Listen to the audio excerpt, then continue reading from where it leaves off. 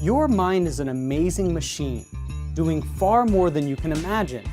It's your biggest ally, but it can be your biggest enemy, especially when it comes to your finances. I'm Dr. Daniel Crosby, and we're going inside your mind to put you on your best behavior.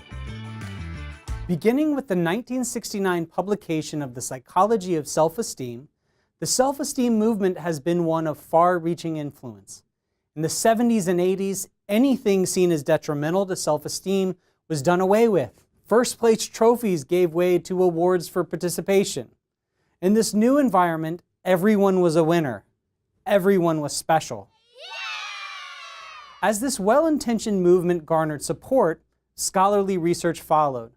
In the 30-year run-up to the 21st century, over 15,000 articles were written on the impact of self-esteem.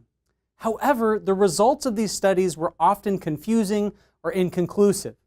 In an attempt to make sense of the general trajectory of the literature on self-esteem, the Association for Psychological Science asked Dr. Roy Baumeister, an admitted proponent of the theory, to meta-analyze the extant data on the subject.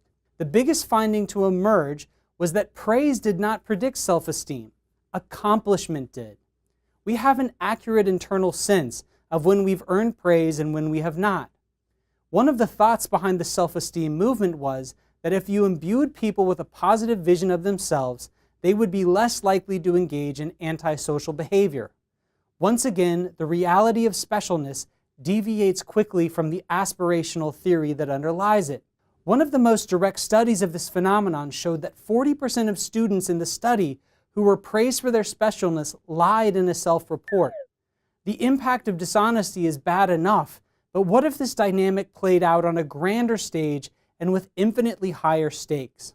By now, we're all familiar with the story of Bernie Madoff, the financier who brokered the largest Ponzi scheme in U.S. history. We assume a very simplistic motive on Madoff's part: greed. But the reality may not be that simple. While the timeline for Madoff's transition from legitimate businessman to crook is unclear, it appears as though he began his career on the up and up.